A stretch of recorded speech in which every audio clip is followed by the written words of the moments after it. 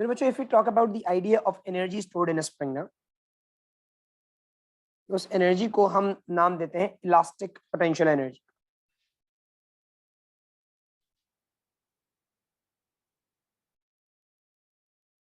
Elastic potential energy. सही, ये आपके पास वो एनर्जी है जो आपकी किसी भी बॉडी में स्टोर होती है जब आप उसे स्ट्रेच या कंप्रेस कर यानी डिफॉर्म कर। क्योंकि देखो यहाँ पे एक छोटी सी मैं बात सिखाता चलूँ, जो कह रहा हूँ कि इलास्टिक पोटेंशियल एनर्जी से तो लिंक नहीं है, लेकिन एक प्रॉपर्टी होती है बॉडी की इलास्टिसिटी। इलास्टिसिटी का मतलब होता है कि it's a property of a body to regain its shape once you deformed it.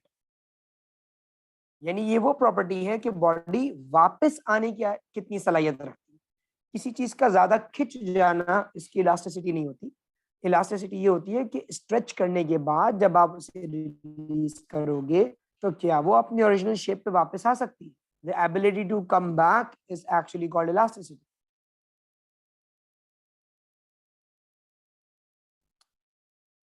ability of a body to regain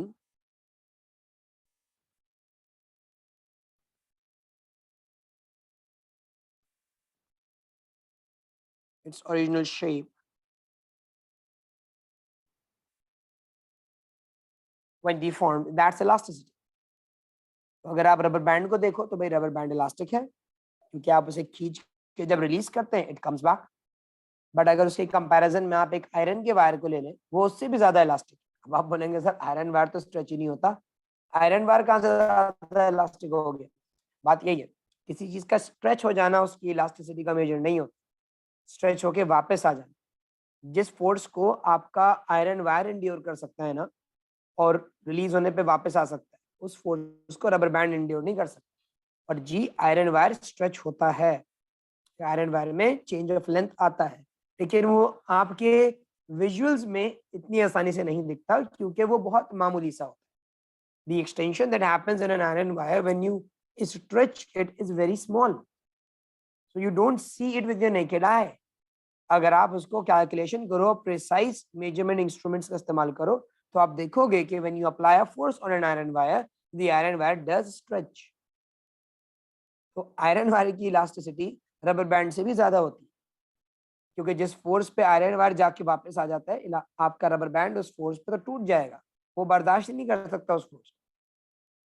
इसीलिए इलास्टिक पोटेंशियल एनर्जी की जब हम बात करते हैं तो हम ये चीज नहीं देखते कि आप उसको कितना स्ट्रेच करते हो। इलास्टिक पोटेंशियल एनर्जी ये थी कि जब आपने उसे स्ट्रेच किया होगा तो उसमें वापस आने की उसके अंदर एक सलाहियत थी, तो उसमें कुछ एनर्जी स्टोर हो गई। It's just like when you lift a ball from a ground. ये बॉल जमीन पे रखी हुई थी and you lift it up to a particular height, तो पोटेंशियल एनर्जी।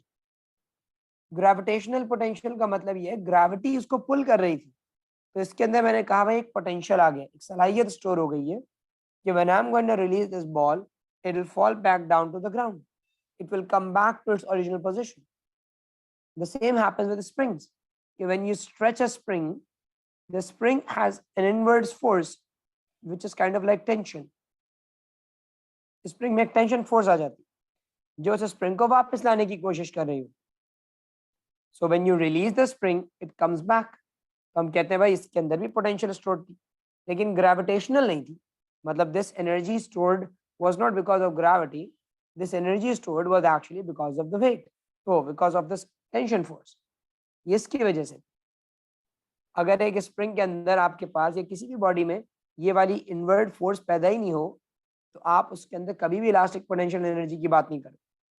मैं मिसाल देता हूँ, बटर हो गया, वाटर हो गया, सही है, टूथपेस्ट हो गया, इन चीजों के अंदर इलास्टिक पोटेंशियल एनर्जी ना होने के बराबर स्टोर होती, क्योंकि ये एक दफा अगर फैला दिए जाए तो फिर लौट के वापस नहीं आते, वो सिमटा नहीं करते।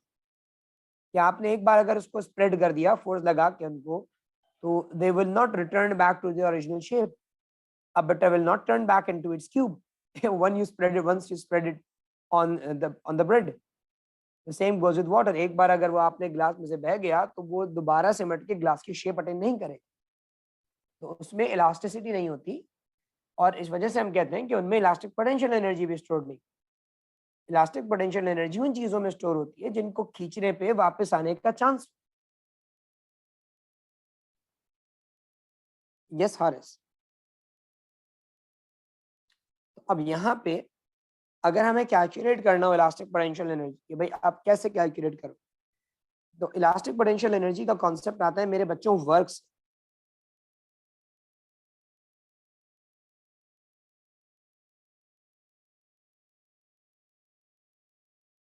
Imagine we had a spring over here, और इस स्प्रिंग पे आपने अप्लाई की एक फोर्स।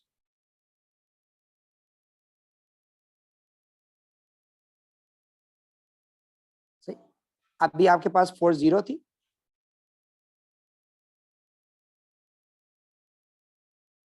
और इस वक्त आपके पास एक फोर्स है F, और ये फोर्स बढ़ती चली जाती है। आपको पता है ना कि force increases as you stretch the spring, you need more force to stretch it further. जितना ज्यादा स्प्रिंग खींचोगे उतनी ज्यादा फोर्स रिक्वायर्ड होगी उसे खींचने के लिए। तो यहाँ पे the force increase from 0 to F।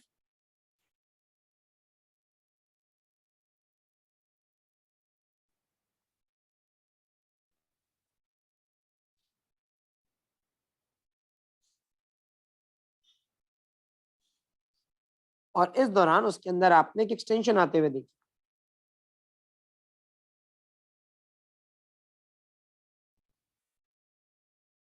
If I mark the initials and finals,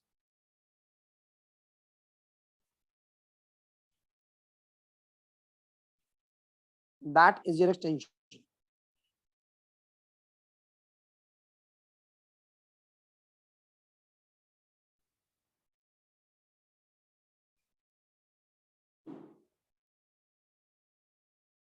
See, that is the extension, or should I say the change of length that happened.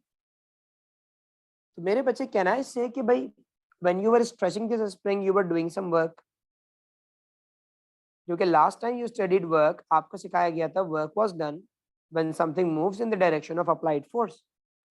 If I pull this spring, I apply a force in this direction and I saw the spring stretch in that direction as well. उसमें displacement भी देखी, force की application देखी, और उस application पे मैंने displacement देखी। तो मैं ये कह सकता हूँ कि भाई work was done. And the way I can explain you is कि भाई the work done on the spring, मैंने जितना स्प्रिंग पे वर्क किया, it is stored as elastic potential energy.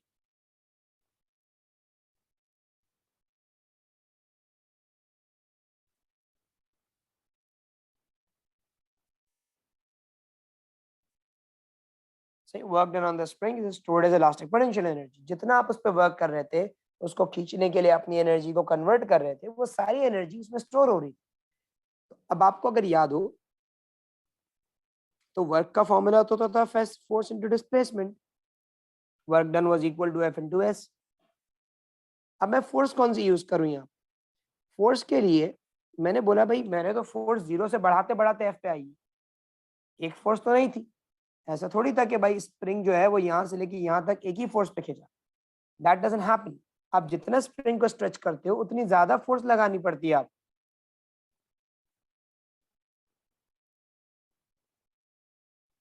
तो यहाँ पे क्या सिलसिला हो रहा होगा कि when you gonna be like pulling the spring outwards, then drop me a text message on the WhatsApp, I'll update you about that. Okay, तो भाई फॉर फोर्सेस मैंने लिखा कि भाई आप एवरेज फोर्स यूज करो, क्योंकि आपकी फोर्स 0 से बढ़ के F हुई थी, तो आप एवरेज फोर्स यूज कर लो, और डिस्प्लेसमेंट आपकी x के बराबर हुई है यहाँ पे फिर आप वर्क कैलकुलेट कर सकते हो।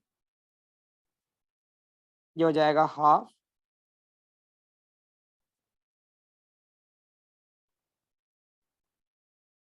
F/2 हो गया ना, तो it will be written as half Fx। तो आप इलास्टिक पोटेंशियल एनर्जी का फॉर्मूला आपको वैसे ही पता है, इलास्टिक पोटेंशियल एनर्जी वर्क के बराबर है। इलास्टिक पोटेंशियल एनर्जी का आपके पास फॉर्मूला आ गया हाफ Fx। ये वो फॉर्मूला है जो आप यूज करेंगे फाइंड आउट करने के लिए कि आपके पास इलास्टिक पोटेंशियल एनर्जी स्प्रिंग में कितनी store. Average force is not the resultant force बेटा, एवरेज फोर्स इज कि भाई my force started off with 0 and is now equals to F newtons. During the stretch force बढ़ती जा रही थी, एक फोर्स नहीं लग रही। हम लोग जैसे एक गाड़ी पे बोलें कि भाई यहाँ पे एक गाड़ी है, इस वक्त इस पे फोर्स 0 है, और जैसे जैसे गाड़ी आगे जाती है मेरी फोर्स बढ़ती जाती है। तो अगर फोर्स इंक्रीज हुई थी तो मैं किसी एक वैल्यू से मल्टीप्लाई तो नहीं कर सकता, आई नीड समथिंग जो कि मैं पूरे वेरिएशन के लिए यूज कर सका। तो मैंने बोला भाई अगर शुरू में फोर्स 0 थी और बढ़ते बढ़ते एफ हुई है, तो ये तो हर वक्त चेंज हो रही थी। एक काम करते हैं 0 और एफ का एवरेज ले लें कि भाई ऑन एवरेज ये फोर्स लग रही है कि अगर फोर्स 0 न्यूटन थी और अभी 10 न्यूटन है, तो ये 0 से बढ़ के 10 न्यूटन हुई है पूरे स्प्रिंग के स्ट्रेचिंग। तो मैं अज्यूम कर सकता हूँ कि भाई ऑन एवरेज 5 न्यूटन की फोर्स लगी है उस पर कांस्टेंट, ऑन एवरेज। असल में नहीं लगी, हमने एवरेज माना उसको।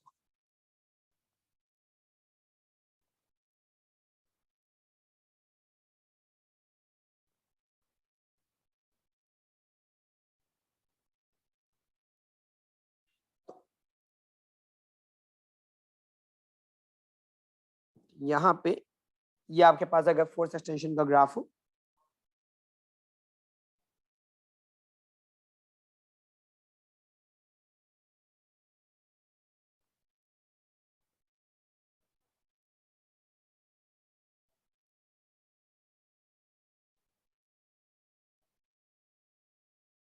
this area under the graph will tell you elastic potential.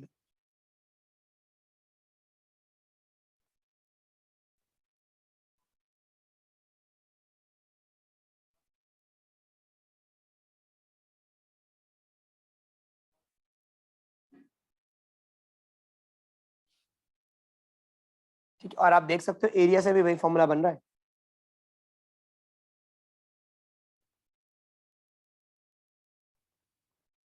Half base into height लगाओ,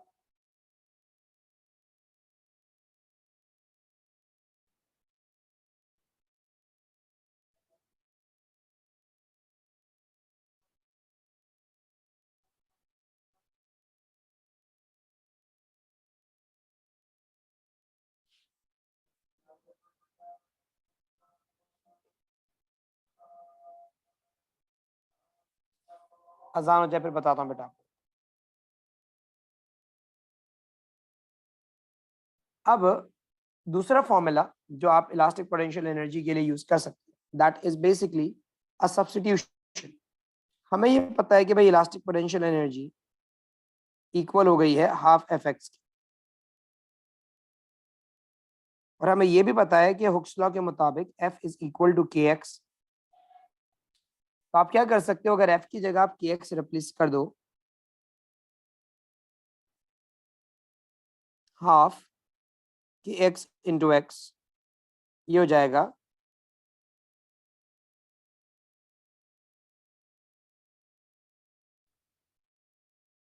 हाफ के एक्स स्क्वायर।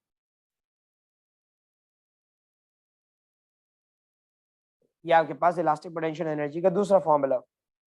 इस फॉर्मूले के अंदर आप के जो है आपका, वो आपका स्प्रिंग कांस्टेंट, मतलब वो स्प्रिंग की प्रॉपर्टी, और एक्स है उसकी एक्सटेंशन, कि आपका स्प्रिंग कितना एक्सटेंड हुआ। इस फॉर्मूले से आपको एक बात नजर आ रही होगी कि इलास्टिक पोटेंशियल एनर्जी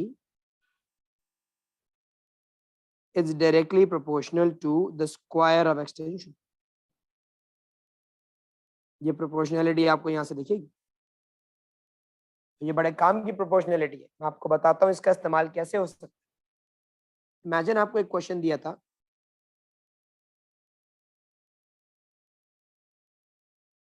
कि भाई अ spring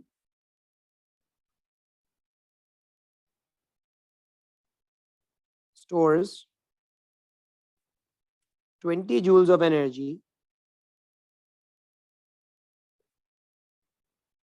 when extended by 5 centimeters. What would be the energy stored if the same spring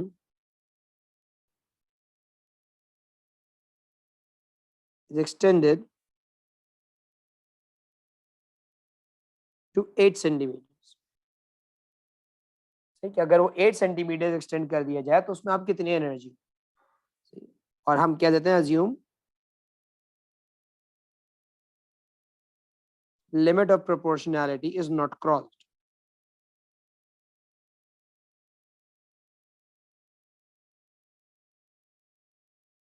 मतलब अभी भी लिमिट ऑफ प्रोपोर्शनैलिटी के अंडर ही। तो भाई यहाँ पे अगर मामला देखे जाए, भाई if you are assuming limit of proportionality is not crossed over here, तो how would the things actually look like, आपको वो चीजें कैसे नजर आए। आपने अभी अभी देखा ना कि इलास्टिक पोटेंशियल एनर्जी एक्सटेंशन के स्क्वायर के डायरेक्ट प्रोपोर्शन पे। तो आप यहाँ पे कह सकते हैं जैसे ये डायरेक्ट प्रोपोर्शनैलिटी कुछ ऐसे सॉल्व हो सकती है।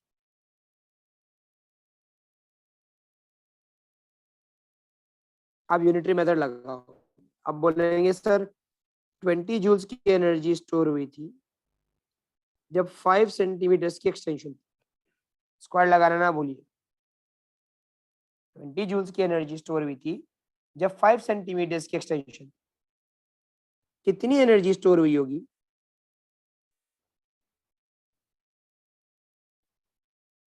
अगर 8 सेंटीमीटर की एक्सटेंशन हुई। आपके पास कितनी एनर्जी स्टोर हुई होगी अगर 8 सेंटीमीटर की एक्सटेंशन। मैंने कुछ भी कैलकुलेट नहीं किया, मैंने सिर्फ डेटा पे यूनिटरी मेथड लगा, क्योंकि मुझे पता था इलास्टिक पोटेंशियल एनर्जी एक्सटेंशन के स्क्वायर के प्रोपोर्शन। मेरे पास ये मुझे पता था 20 जूल्स की एनर्जी थी जब 5 सेंटीमीटर की एक्सटेंशन। उससे बोलने हैं कितनी एनर्जी स्टोर हुई होगी जब 8 सेंटीमीटर स्प्रिंग को खींचो। जब आपको पता है कि डायरेक्ट प्रोपोर्शन है, रेशियो मेथड लग सकता है, यूनिटरी मेथड लग सकता है, अप्लाई करो। बस याद रखना प्रोपोर्शनलिटी एक्स के स्क्वायर के साथ, एक्स के साथ नहीं। मतलब एक्सटेंशन में जो भी होगा एनर्जी पे उसके स्क्वायर का फैक्टर। तो पहले एक्सटेंशन 5 थी, अब एक्सटेंशन 8 है, क्रॉस मल्टीप्लाई कर दो,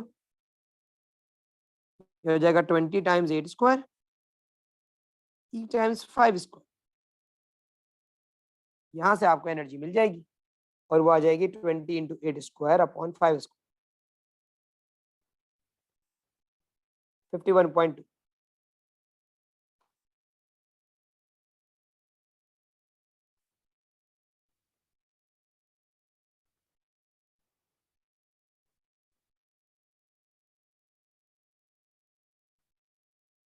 हर यूनिटरी मेथड का तरीका ये होता है ना, डायरेक्ट प्रोपोर्शनलिटी जब होती है ना तो हम क्रॉस में मल्टीप्लाई करते हैं आंसर निकालने। रेशियो सेम होता है ना उनका असल में क्वांटिटीज का, तो इसलिए ये याद रख ले, तुम्हारे बड़े काम आएगा। केमिस्ट्री वगैरह में बहुत यूज होता है कि whenever two things are directly proportional, आप उनको आमने सामने लिख सकते हो and then you can cross multiply them and you will be able to get your answer. It's a shortcut.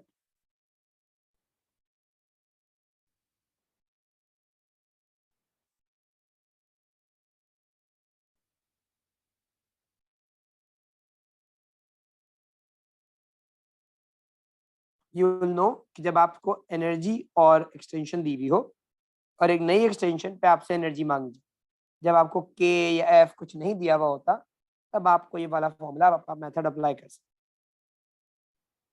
वरना आप ये भी कर सकते थे कि आप एनर्जी और एक्स को रख के के निकाल लेते, आपको के मिल जाता, फिर आप उस के को यूज करते और नई एक्सटेंशन को यूज करके एनर्जी फाइंड आउट कर लेते। थोड़ा सा लंबा होता, मतलब पहले आप रखते भाई 20 जूल्स की एनर्जी थी, के की वैल्यू आपको चाहिए होती पहले पार्ट में, और 5 की एक्सटेंशन होती, तो यहाँ से आपको के मिलता, फिर आप इसी के को यूज करते और 8 सेंटीमीटर की एक्सटेंशन रखते, आपको नई एनर्जी मिल जाती। It would have been a longer run, लेकिन एक शॉर्टकट बता दी। It's a rare case examiner आपसे पूछेगा, लेकिन सिखाना जरूरी था इसलिए कि भाई अगर कभी आ जाए तो आप परेशान तो ना हो।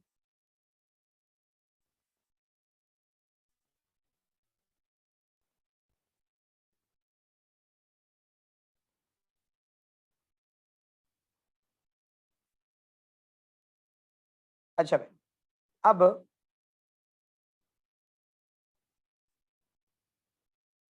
हम आपसे बात करते हैं स्प्रिंग्स इन सीरीज और स्प्रिंग्स इन पैरेलल।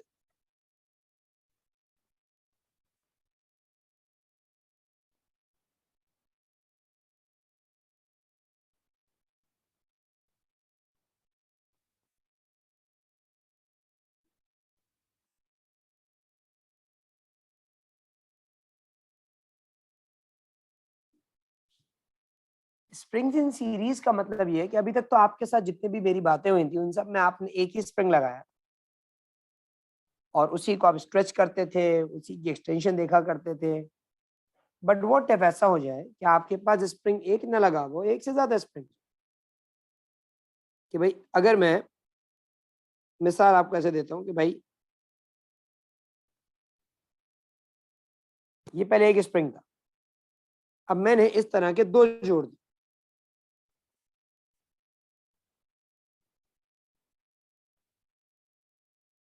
सही, ये आपके टू स्प्रिंग्स हो गए सीरीज में। या इस तरह के आप तीन जोड़ दो,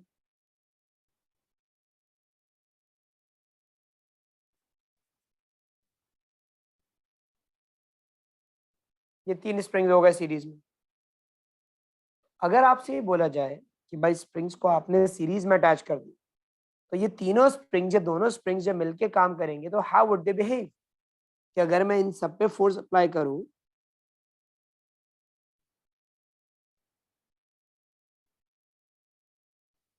अगर इन सब पे एफ की अमाउंट की फोर्स अप्लाई की जाए, तो फोर्स की एप्लीकेशन पे हाउ वुड दे स्ट्रेच, से उनकी फोर्स में, उनके स्प्रिंग्स में कितने स्ट्रेच आएगा, वो कितना एक्सटेंड करेंगे, इस चीज का आपको पता होना चाहिए। तो स्प्रिंग्स इन सीरीज में एक बात याद रखिएगा कि जब आप अप्लाई करते हो कोई ना कोई स्प्रिंग्स के ऊपर कोई ना कोई फोर्स अप्लाई करते हो, तो all springs experience the same force.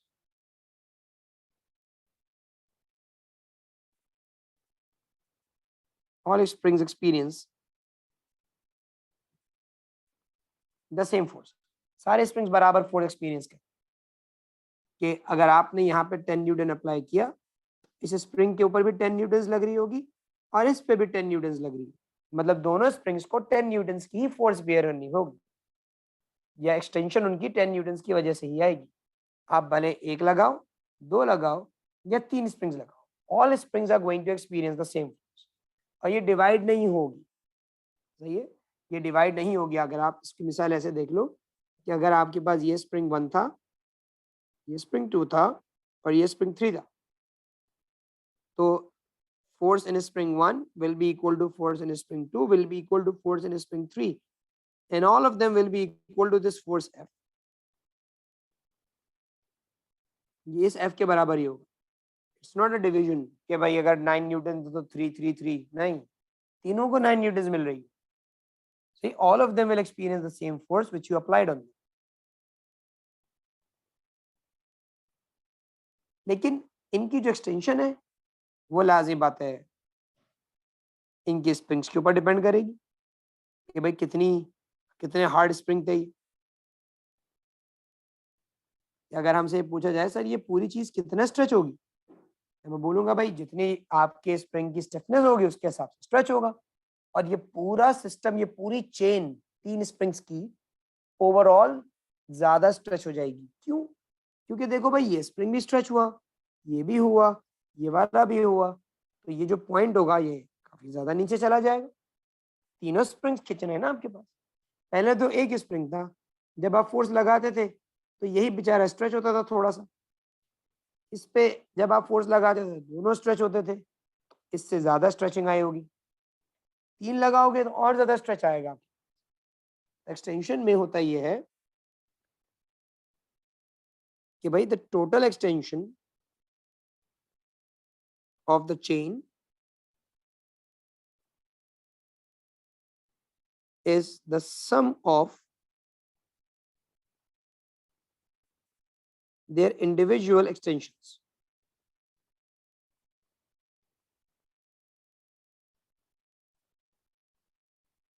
इसका मतलब यह है हर स्प्रिंग जितना जितना खींचा होगा ना, आप उन तीनों के एक्सटेंशंस को ऐड अप कर दो,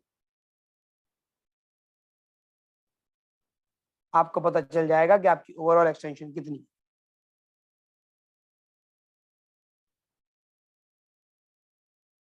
इसको हम आसान अल्फाज में कहते हैं कि अगर स्प्रिंग्स आइडेंटिकल थे,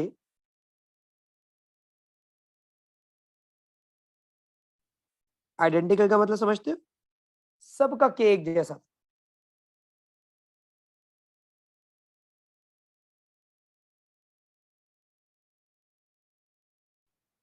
अगर सब स्प्रिंग्स एक जैसे थे तो जो आपकी टोटल एक्सटेंशन आएगी ना वो x मल्टीप्लाई बाय n से आराम से निकल सकती है। यानी अगर आपको ये पता है एक स्प्रिंग कितना स्ट्रेच होता है तो आप नंबर ऑफ स्प्रिंग से मल्टीप्लाई कर। अगर आपको ये पता है ना एक स्प्रिंग कितना स्ट्रेच होता है आप नंबर ऑफ स्प्रिंग से मल्टीप्लाई, 3 लगाए थे 3 से मल्टीप्लाई कर। एग्जाम्पल देता हूँ, अगर ये स्प्रिंग खिंचता था 1 मिलीमीटर और ये तीनों सेम स्प्रिंग तो टोटल कितनी स्ट्रेचिंग आएगी 1 मल्टीप्लाई बाय 3। आपके पास 3 मिलीमीटर की एक्सटेंशन आ जाएगी। आप जितनी फोर्स अप्लाई करोगे उतना ज्यादा आप उसे एक्सटेंशन एक्सटेंड होता हुआ देखो। और टोटल एक्सटेंशन हर स्प्रिंग की एक्सटेंशन के n टाइम्स के बराबर होती है। ये सबसे आसान रास्ता है।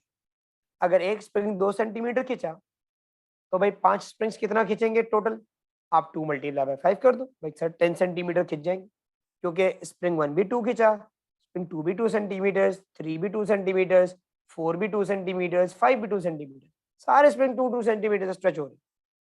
तो टोटल स्ट्रेच जो आपको नजर आया पूरे चेन का वो 10 सेंटीमीटर दिखा।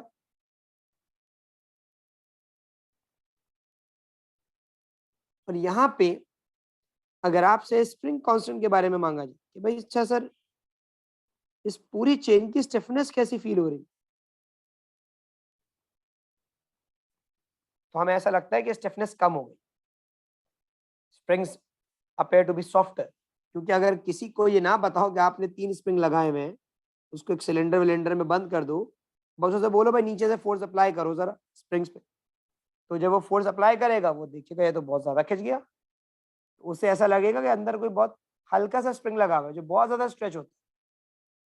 लेकिन वो जैसे ही सिलेंडर को हटाएगा बोलेगा आपने तो 3 स्प्रिंग लगाए हुए थे। इन तीनों का जो कंबाइंड इफेक्ट आता है ना वो ऐसा आता है जैसे कि एक बहुत ही कोई सॉफ्ट स्प्रिंग आपने अटैच किया। तो स्प्रिंग कांस्टेंट के बारे में हम ये कहते हैं कि spring combination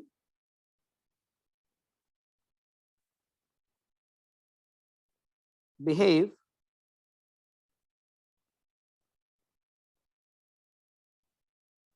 as a soft spring. और उसकी वजह से वही है, फोर्स अप्लाई करने पे आप उसे ज्यादा स्ट्रेच होता हुआ देख रहे, हर स्प्रिंग को नहीं लेकिन उस पूरी चेन को आप देखते हो वो तो ज्यादा खिंच गई ना, क्योंकि सबकी एक्सटेंशन ऐड हुई थी।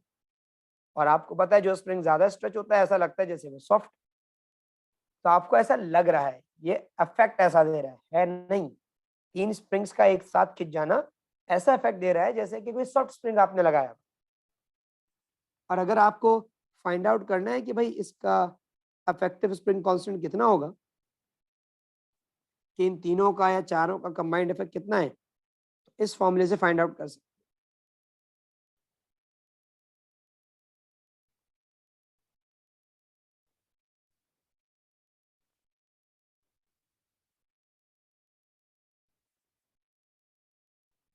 आप इस फॉर्मूले से फाइंड आउट कर सकते।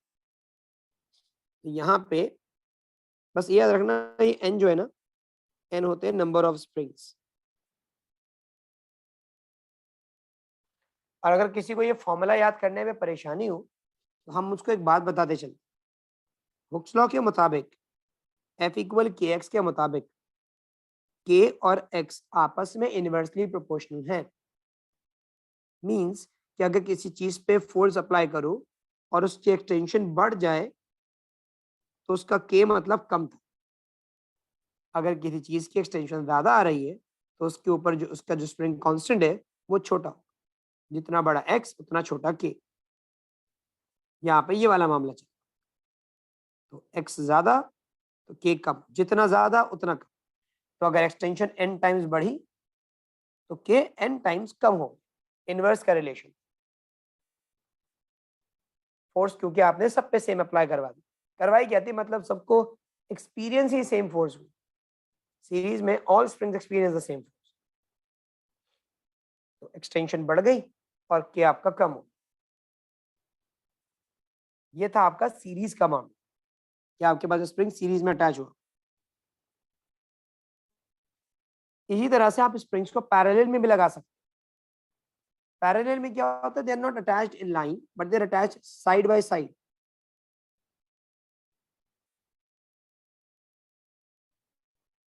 If this was one spring, आप 2 लगा दें,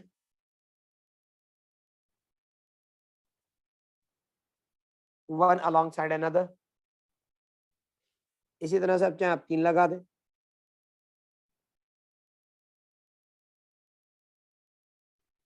ये 1 2 3, 3 स्प्रिंग्स आपने अटैच कर दिए। तो this is how you attach springs in parallel. और बॉटम पे आप कोई ना कोई चीज अटैच करके उस पे आप इनकी फोर्स अप्लाई करते हो। कि अगर मैं नीचे से इनको जोड़ देता तीनों स्प्रिंग्स और फिर इन पे लगाता फोर्स,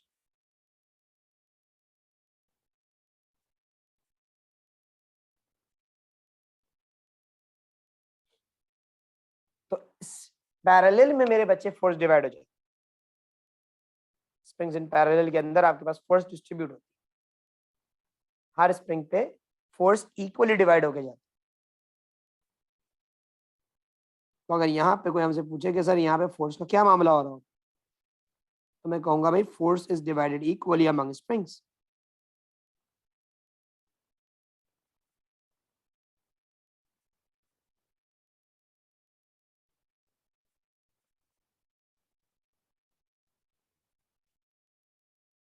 तो स्प्रिंग 1 2 और 3, इन तीनों में अगर आपको पता लगाना था कितनी फोर्स थी, तो इसका एक आसान रास्ता,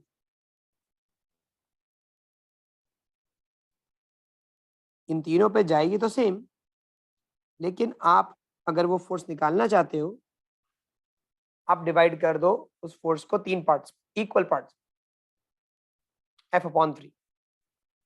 अगर 9 न्यूटन की फोर्स थी तो आप 3 न्यूटन 3 न्यूटन 3 न्यूटन तीनों बेर करें मिलके, और उनका कंबाइंड इफेक्ट होगा 9 न्यूटन के बाद। तो यहाँ पे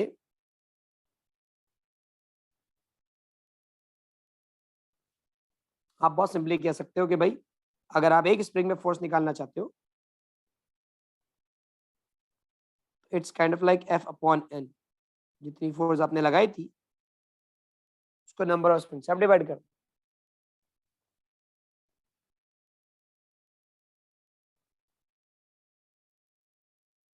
अब क्योंकि फोर्स स्प्रिंग्स में कम जा रही है तो एक्सटेंशन भी कम आएगी।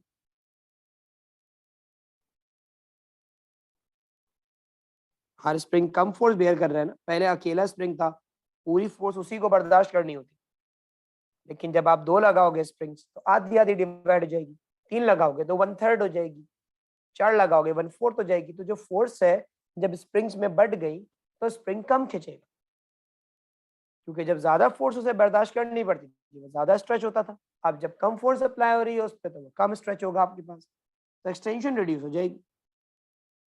हम यह कहते हैं भाई टोटल एक्सटेंशन डिक्रीजेस।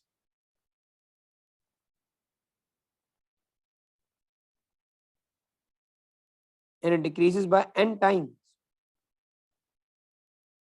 जितने स्प्रिंग लगाए उतने टाइम एक्सटेंशन कम हो जाता है। मतलब if you want to know how much of each spring will stretch,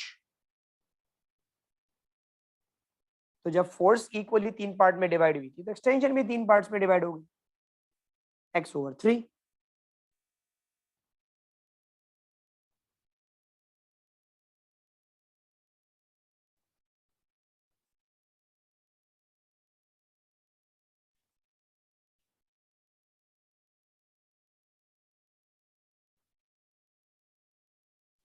x/n।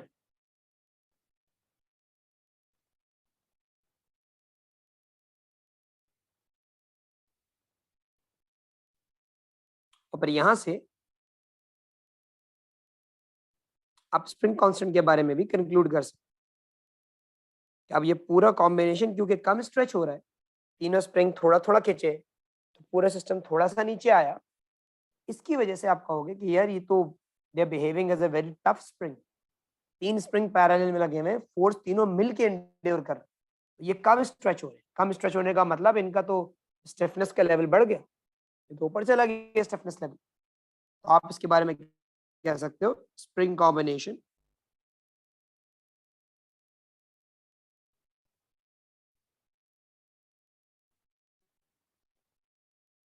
behaves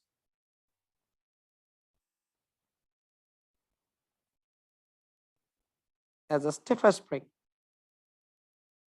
See, they combine together will behave as they are very stiff. यहाँ से आप कह सकते हो कि सर इनकी स्टिफनेस तो n टाइम्स बढ़ गई, जितने स्प्रिंग लगाएंगे उतने टाइम्स स्टिफर हो जाएगा। 3 स्प्रिंग लगाएंगे 3 टाइम बढ़ जाएगी स्टिफ, 4 लगाएंगे 4 टाइम्स बढ़ जाएगी।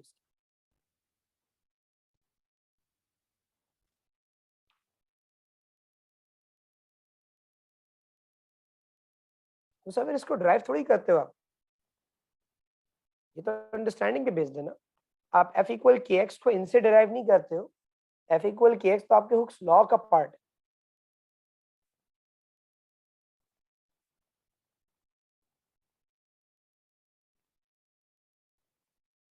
हाँ, जहां तक इन फॉर्मूले की अपनी डेरिवेशन है, जैसे के का फॉर्मूला होता है 1/k1 + 1/k2, वो डेरिवेशन आपके ओ लेवल्स में नहीं है, आपकी वो आती है हमारे पास ए लेवल्स में। जब एएस के अंदर हम बच्चों को ये स्प्रिंग्स दोबारा पढ़ाते तो उसमें हम वो फॉर्मूला आपको डिराइव करके भी दिखाते कि भाई if the springs were non identical, if they were of different values of के, इन दैट केस फिर आप उसको कैसे सॉल्व करोगे वो उस वक्त सिखाया जाता है। क्योंकि for now whenever you gonna find springs, they will always have the same spring constants, they will always be identical springs.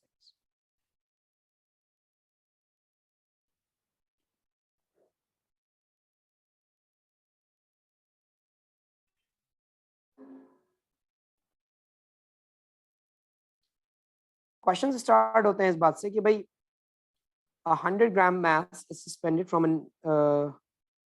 a spring next to a vertical meter rule. The top of the spring is level with the 0 centimeter mark. The bottom of the spring is level with the 27.2 centimeters mark. अब कहते हैं the 100 gram mass is replaced with the 600 gram mass. Length of the spring is now 89.7. The spring has not reached the limit of proportionality. The 600 is replaced with the 200. What is the length of the spring? अब इस सवाल को solve करने के लिए kind of like a tricky question. वो कहते हैं 100 grams के ऊपर the length was 27.2. So let me make the data over here. 100 grams के ऊपर the length was 27.2 centimeters. When you place a 600 gram load, the length turned out to be 89.7. बोलते हैं भाई if I replace it with a 200 gram load, what will be the new length? अब देखो यहाँ पे because you know कि भाई force and extension are directly proportional to one another, तो आप change of force और एक्सटेंशन पे प्रोपोर्शनलिटी लगा दो कि आपने फोर्स बढ़ाई कितनी और आपको एक्सटेंशन कितनी मिली। तो आप देख सकते हो कि सर अगर मैं 100 से 600 गया, मतलब जब मैंने 500 ग्राम्स की फोर्स बढ़ाई तो मेरे पास जो एक्सटेंशन आई यानी 27.2 बढ़ के हो गया 89.7। 89.7 माइनस 27.2, 62.5 सेंटीमीटर स्प्रिंग और खिंच गया। 62.5 सेंटीमीटर मेरा स्प्रिंग और खिंच गया। 500 ग्राम्स मैंने उस पर ऐड किया, 100 ग्राम से पहले से था, उस पर 500 ग्राम्स ऐड किया तो 62.5 सेंटीमीटर की एक्सटेंशन दिखी। 200 ग्राम से मांग रहे, तो मैं बोलता हूं अगर मैं 100 ग्राम्स और ऐड करता, अगर मैं 100 ग्राम्स और ऐड करता तो मेरे पास वायर कितना स्ट्रेच होता, मुझे ये मिल जाए कि 100 ग्राम्स की फोर्स पे y की एक्सटेंशन मुझे नजर आए। इफ आई क्रॉस मल्टीप्लाई, क्योंकि मैं ये क्यों कर रहा हूं, मुझे पता है force and extension directly proportional. मैंने मास को फोर्स में कन्वर्ट इसलिए नहीं किया सिर्फ क्योंकि मुझे पता है ग्रेविटी वैसे ही सेम है, तो अगर मैं कन्वर्ट भी कर देता तो प्रोपोर्शनैलिटी वैसे ही रहती। मैंने मास बढ़ाया इसका मतलब मेरी फोर्स भी बढ़ी।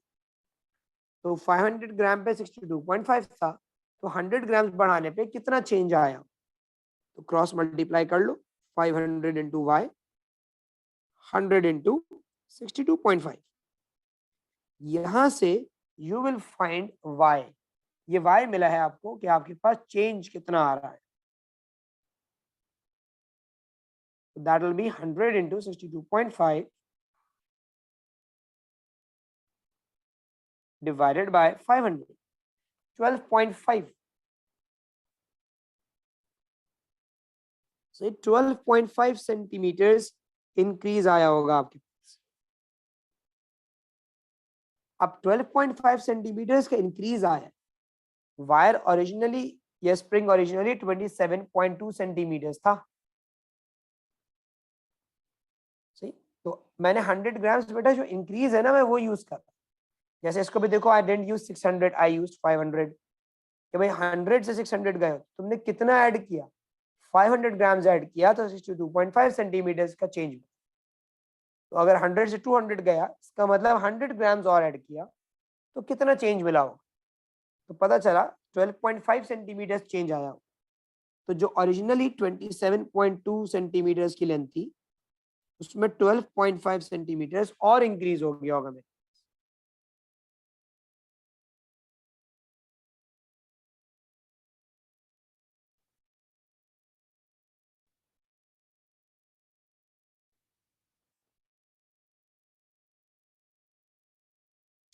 $39.7.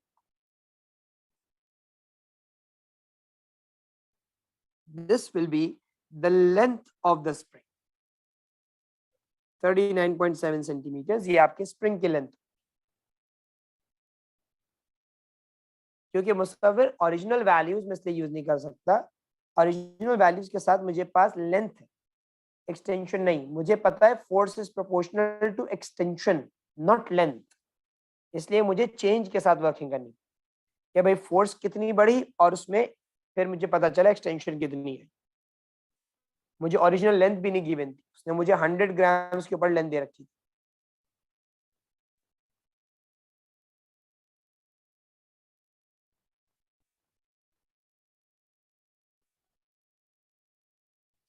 अब आ जाए भाई 5 पे।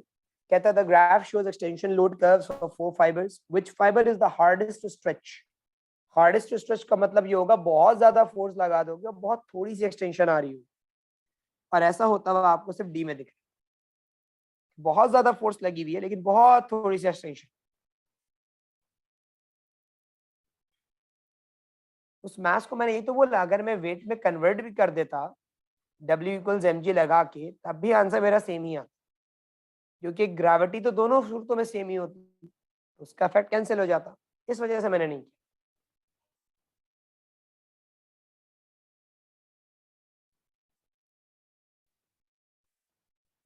इसके बाद बोलते हैं the graph shows the extension of a piece of copper wire.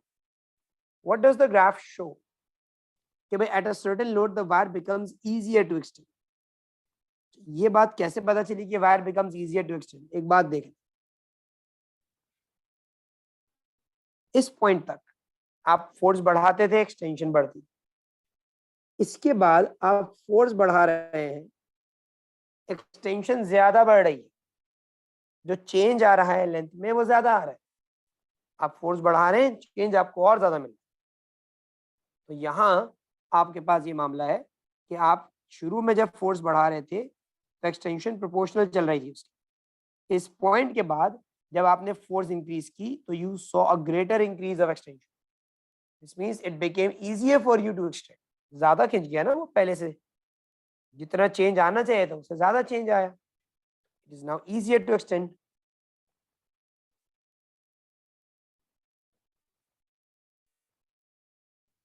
इसी तरह से ये देखो, लिमिट ऑफ प्रोपोर्शनलिटी बिल्कुल क्रॉस हो गई थी।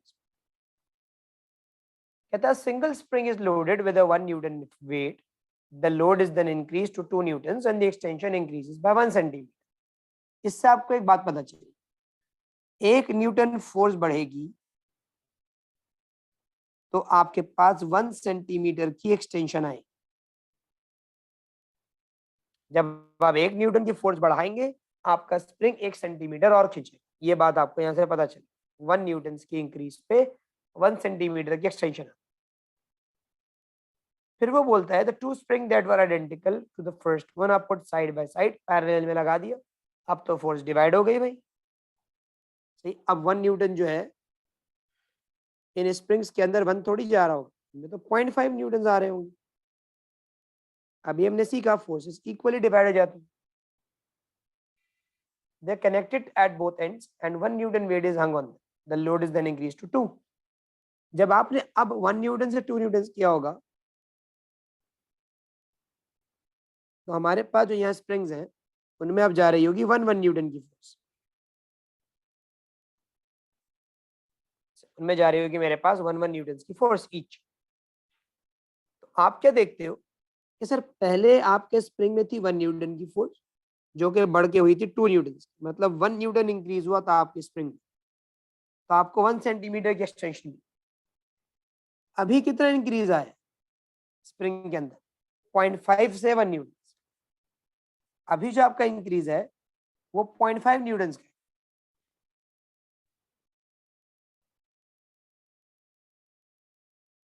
पॉइंट 5 न्यूटन इंक्रीज हुआ है आपके पास। अब अगर फोर्स 0.5 न्यूटन बढ़ी तो एक्सटेंशन भी 0.5 बढ़ेगी।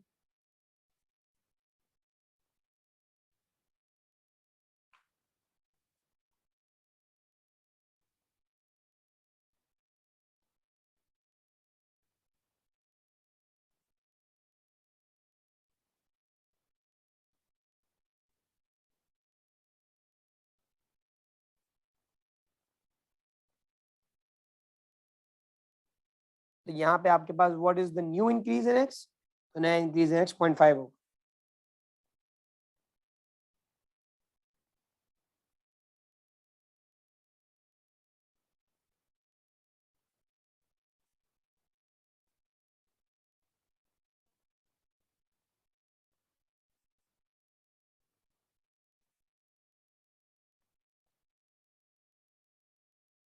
ये बात समझ में आई? इस क्वेश्चन में ट्रिक थी, वो ये थी कि भाई 1 न्यूटन से 2 न्यूटन पहले भी बढ़ाया अभी भी बढ़ाया। बच्चे को लगता है कि बात तो सेम है, बात सेम नहीं है। पहले 1 न्यूटन से 2 न्यूटन आपने किया था तो स्प्रिंग में फोर्स 1 से 2 हुई थी, अभी 2 लगे हुए थे, each spring was enduring 0.5 Newton. तो अभी जब आपने 1 न्यूटन से 2 न्यूटन इंक्रीज किया तो स्प्रिंग में जो फोर्स थी वो 0.5 से 1 हुई, क्योंकि वो डिवाइड हो गई थी। Haris had never used any formula over here. The only formula that I employed was F equals kx. और उसमें भी मैंने सिर्फ ये बात देखी कि फोर्स का एक्सटेंशन से डायरेक्ट रिलेशन। तो मुझे पता है कि जब फोर्स बढ़ाऊंगा तो एक्सटेंशन बढ़ेगी। तो पहले फोर्स 1 न्यूटन बढ़ी थी तो एक्सटेंशन 1 सेंटीमीटर आई थी, अभी 0.5 न्यूटन बढ़ी है तो फोर्स 0.5 एक्सटेंशन भी 0.5 सेंटीमीटर के हिसाब से आएगी। प्रोपोर्शनल चलते हैं ना दोनों, इसलिए मैंने आंसर ए लिखा।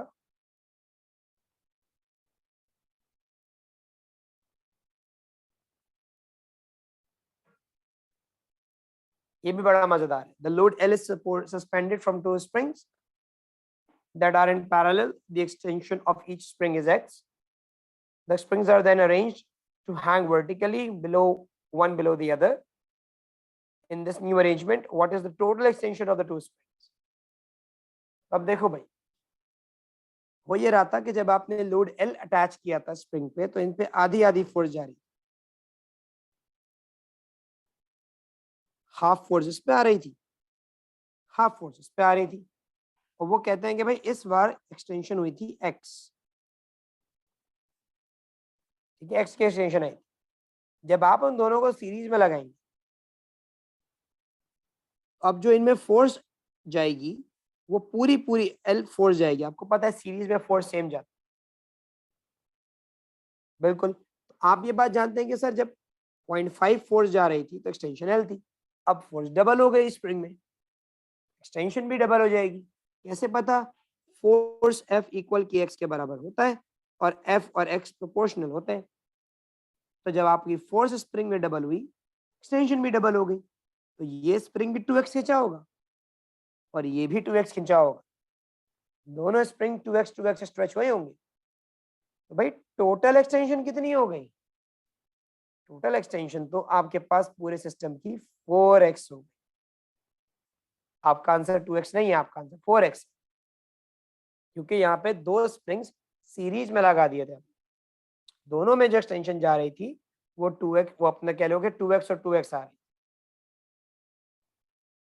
स्प्रिंग सीरीज में जब लगते हैं तो उनकी टोटल एक्सटेंशन ऐड हो जाती, तो रिजल्टेंट जो मुझे मिला वो 4x मिला।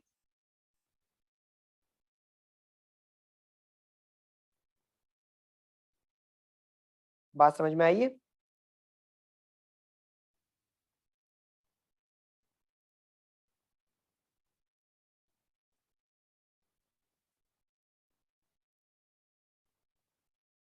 आई डिडंट अज्यूम आरएस, मुझे पता है स्प्रिंग्स जब भी पैरेलल में लगते हैं फोर्स इक्वली डिवाइड होती है। तो जो फोर्स थी पहले वो आपने एल वाली फोर्स अप्लाई की थी, दिस वाज द लोड, तो दोनों में आधा आधा गया। और जब मैंने सीरीज में लगाया तो दोनों स्प्रिंग्स में पूरी फोर्स आई थी। मैंने अजम्पशन थोड़ी की थी।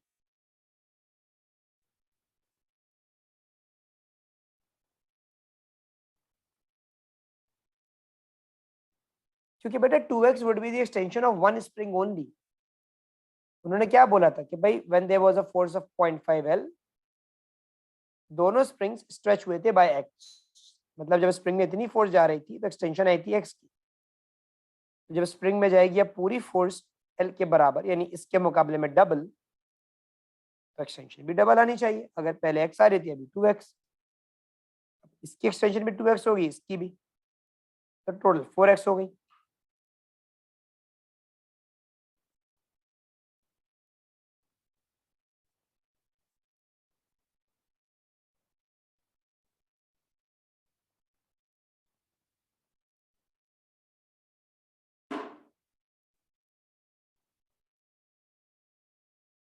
आपको एक थ्योरी का क्वेश्चन भी हम करवा देते हैं अपने साथ, फिर बाकी क्वेश्चंस की आप प्रैक्टिस खुद भी कर सकते हैं।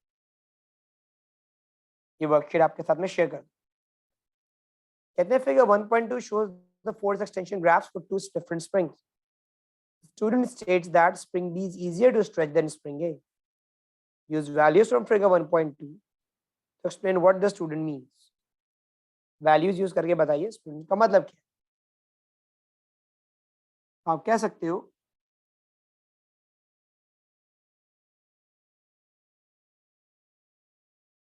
For the same force, example ले लो कोई सी भी वैल्यू उठा, और मैं लेट से उठा लेता हूँ भाई 15 न्यूटन। 15 न्यूटन की फोर्स अगर आप लगाते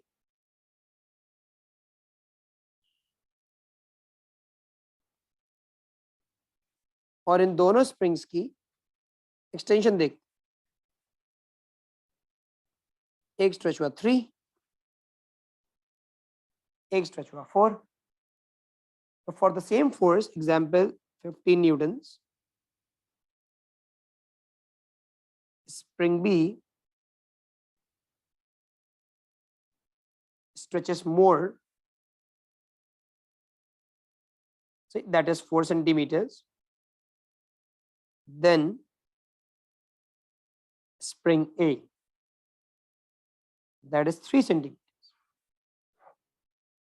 क्या आपके पास it is easier to stretch, इसका मतलब ये था कि भाई आपका जो स्प्रिंग बी है वो ज्यादा स्ट्रेच होता है स्प्रिंग ए के मुकाबले में when you have applied the same force, that's why it's easier to stretch, it's a softer spring. Numbers को या वैल्यूज को यूज करना था इसलिए मैंने वैल्यूज के हाथ से समझाया अपने आंसर, आप भी इसी तरह समझाइएगा।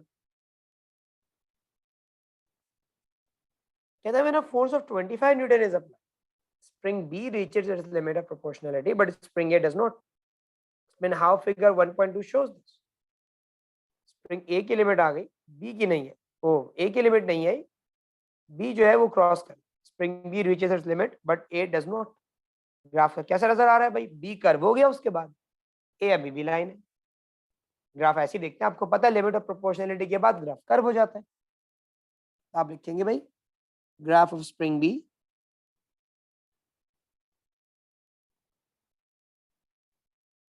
curves after 25 Newton, but graph of a spring A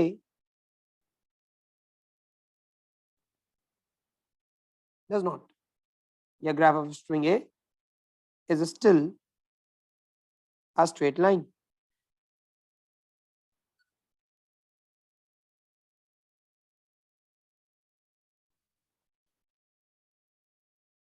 Then they say the same force is applied to each spring. use figure 2.1 and determine the force that is produced that produces an extension of spring B, that is क्या है सवाल अजीब सा. The same force is applied to each spring. ठीक है भाई. Use figure 1.2 and determine the force that produces an extension of spring B that is 1 centimeter greater than the extension of spring A. अरे तो अभी हमने निकाला है 15 Newton. वो बोल रहे हैं भाई हमने सेम फोर्स लगाई है दोनों स्प्रिंग्स पे, हमें वो फोर्स बता दें जिसमें बी में आने वाली एक्सटेंशन ए से 1 सेंटीमीटर ज्यादा, कि बी की एक्सटेंशन उस फोर्स पे ए से 1 सेंटीमीटर ज्यादा आ रही, और वो था 15 न्यूटन. क्योंकि देखो उसमें बी में एक्सटेंशन आ रही है 4 सेंटीमीटर और ए में आ रही है 3 सेंटीमीटर. इस फोर्स पे 15 न्यूटन के ऊपर बी में 1 सेंटीमीटर ज्यादा एक्सटेंशन आपको नजर.